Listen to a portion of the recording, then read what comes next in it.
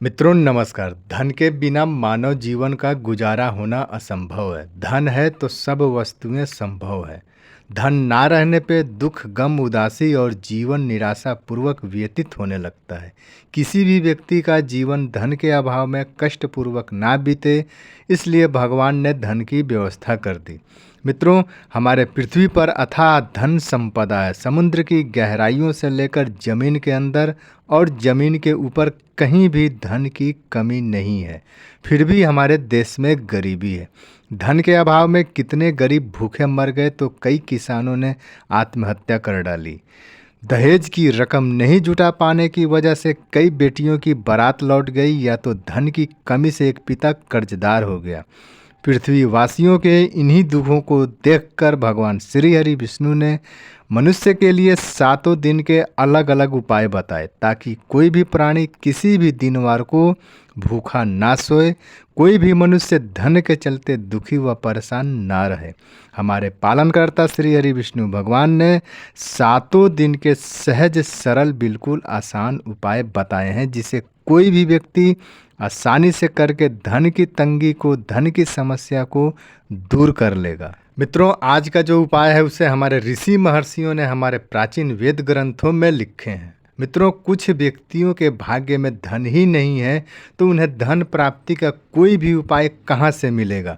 धनहीन व्यक्तियों को ना तो उपायों के बारे में कोई जानकारी मिल पाता है, ना किसी के देने से उन्हें धन मिल पाता है।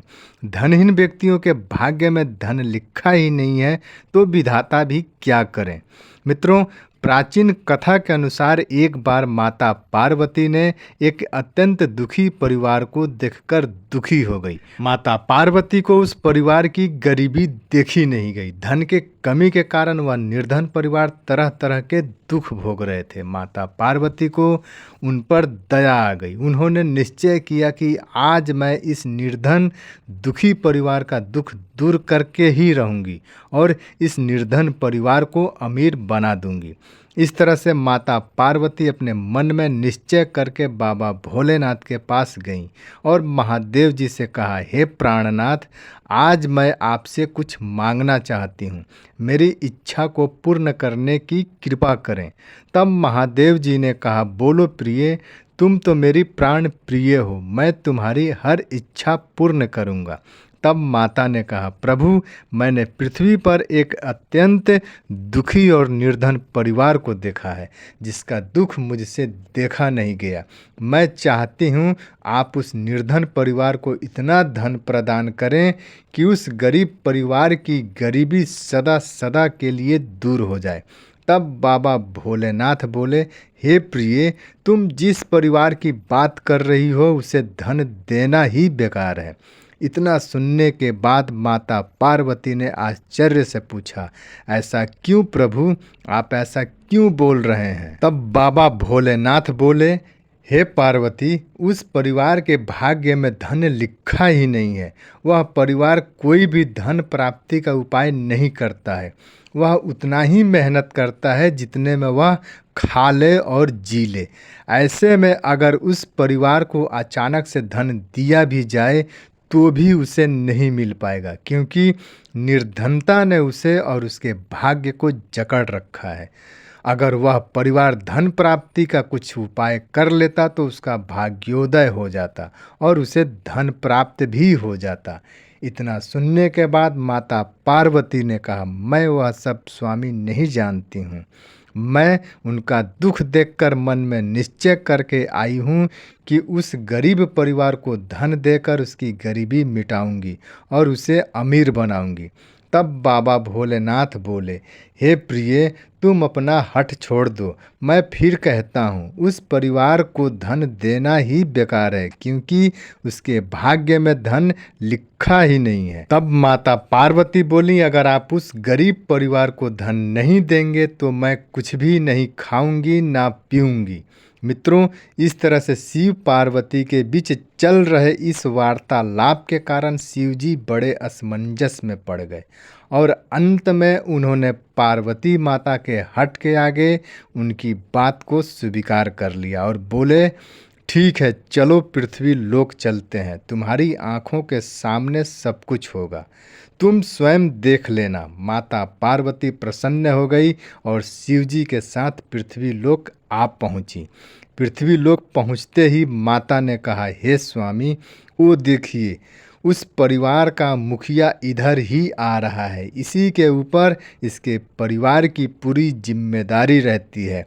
आप इसे ही धन दे दीजिए। तब बाबा भोलेनाथ और माता पार्वती भेष बदलकर एक स्थान पे छिप जाते हैं और जिस रास्ते से उस गरीब परिवार का मुखिया आ रहा था, उसी रास्ते पे थोड़ी दूरी पर बाबा भोलेनाथ ने ढेर सारा हीरे, मोती, सोना, जवाहरात, महंगे महंगे नवरत्न से भरा हुआ धन का एक बक्सा रख देते हैं, ताकि इधर जब वह मुखिया आए तो उसे यह धन का बक्सा मिल जाए। धन को रास्ते पर रखकर शिव पार्वती एक स्थान पर छिपकर देखने लगते हैं। माता प्रसन्न है कि आज इसकी गरीबी अब से मिट जाएगी। उधर गरीब परिवार का मुखिया धन की तरफ बढ़े आ रहा था। बस कुछ ही दूरी और रह गई थी कि अचानक उस मुखिया के मन में यह ख्याल आया, पता नहीं अंधे लोग कैसे जीते हैं और कैसे रास्ता चलते हैं। क्यों ना मैं भी अंधों के जैसा चल कर देखूं कि मैं भला उनके जैसा चल पाता हूं या नहीं चल पाता हूं, या फिर गिर जाता हूं। चलो आज अंधों के जैसे चलने का ट्राई करता हूं। उस मुखिया ने अपनी दोनों आँखों को मूंद लिया और अंधों के जैसा रास्ते पे चलने लगा। इतने में उसने धन का बक्सा पार कर दिया। धन का बक्सा पार कर जाने के बाद उस मुखिया ने अपनी आंखें खोली और कहा, अरे मैं तो नहीं गिरा, मैं तो अंधा बनकर भी अच्छे से रास्ते पर चल लिया। वाह प्रभु, अब मैं समझा अंधों के पास मन की आंखें होती हैं। और ऐसा कहते हुए वह घर चला गया। अब शिव जी ने पार्वती से कहा, सारा दृश्य तो तुमने अपनी आँखों से देख लिया ना पार्वती। मैं तो पहले ही कहता था इसे धन देना बेकार है, इसके भाग्य में धन लिखा ही नहीं है। तब माता पार्वती ने कहा, आप धन्य हैं प्रभु, और आपकी बात भी सत्य है कि बिना उपाय किए धन की प्राप्ति संभव ही नहीं है। मित्रों, हर उपाय का शुभ परिणाम मिलता है और इसका फल कई पुश्तों को लाभान्वित भी करता है। आज कोई नौकरी व्यवसाय से धन कमा रहा है तो माता पिता पत्नी किसी न किसी के कुछ न कुछ उपायों का परिणाम है। उपाय कई तरह के होते हैं, जिनमें नेक काम करना, धर्म का पालन करना, प्रभु की भक्ति करना, दान पुण्य करना जैसी कई सारी उपाय हैं। इन्हीं उपायों में से 7 दिन के अलग अलग उपाय इस तरह से हैं। रविवार को सूर्यदेव को तांबे के लोटे में रूड़ी चंदन और लाल मिर्च के 21 बीज डालकर जल देवें। ललाट पर लाल चंदन का पेस्ट बनाकर तिलक लगावें। रविवार के ही दिन पान खाएं या गुड़ का सेवन करें। गेहूं का दान करें और सूर्यमुखी का तेल नाभि में 2 बूंद लगाएं। सोमवार के दिन 1 मुट्ठी बासमती चावल बहते हुए पानी में श्री महालक्ष्मी नमः कहते हुए प्रवाहित करें। शिवजी को दूध में शहद मिलाकर अभिषेक करें। चावल मिश्री का दान करें। सफ़ेद वस्त्र पुरुष पहने। शिवजी पे चढ़ा हुआ बेलपत्र खाकर 2 घूंट पानी पिएं। मंगलवार के दिन का उपाय, गुड़ और चना का भोग श्री हनुमान जी महाराज को लगाएं या लड्डू के साथ लाल सिंदूर चढ़ाएं। चमेली के तेल का दान करें। हनुमान मंदिर में लाल चंदन की माला और रामायण का दान करें। बुधवार के दिन गणेश भगवान को नारियल चढ़ाएं, मोदक का भोग लगाएं। सफ़ेद फूल वाली अकवन के पेड़ में 1 लोटे जल में चुटकी भर हल्दी डालकर चढ़ाएं। हिजड़ों को हरे रंग की चूड़ी और श्रृंगार का सामान दान करें।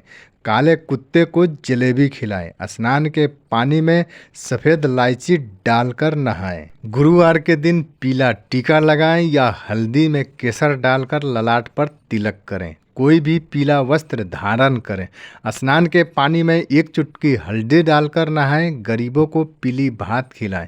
केले के वृक्ष के पास आटे का चौमुखा दीपक जलाएं। शुक्रवार के दिन बेल वृक्ष के एक लोटे में जल में लाल चंदन का पाउडर डालकर चढ़ाएं। सफ़ेद फूल वाली अकवन की रुई की बत्ती बनाकर गाय के घी में दिया जलाएं। अपने घर में सौंदर्य का कोई भी सामान या जेवर शुक्रवार को ही खरीदें। किसी भी बुजुर्ग महिला का आशीर्वाद लेवें। शनिवार के दिन बहते हुए पानी में नारियल जौ प्रवाहित करें। पीपल में काला तिल मिला जल चढ़ाएं, दिया जलाएं। चौराहे पे 5 काली मिर्च अपने ऊपर से 7 बार उतार कर चारों दिशा में एक एक और एक ऊपर आसमान की तरफ फेंक कर घर चले आएं। इसी तरह एकादशी के दिन चावल नहीं खाएं और पूर्णमासी के दिन घर में खीर बनाएं। लक्ष्मी माता को सर्वप्रथम भोग लगाएं, तब पूरा परिवार खाएं। इस तरह से कोई भी एक उपाय या एक से ज़्यादा उपाय व्यक्ति करता है तो उसका भाग्योदय होता है और उसे धन लाभ, लक्ष्मी की प्राप्ति होती है। मित्रों, उम्मीद करते हैं आज की जानकारी आपको पसंद आई होगी। ऐसे ही ज्ञानवर्धक जानकारी के लिए हमारे चैनल को सब्सक्राइब करें, वीडियो को लाइक करें और सच्चे मन से कमेंट में जय शिव पार्वती जरूर लिखें, ताकि महादेव जी की कृपा आप पर बनी रहे और आपका भाग्योदय हो जाए। जय शिव पार्वती।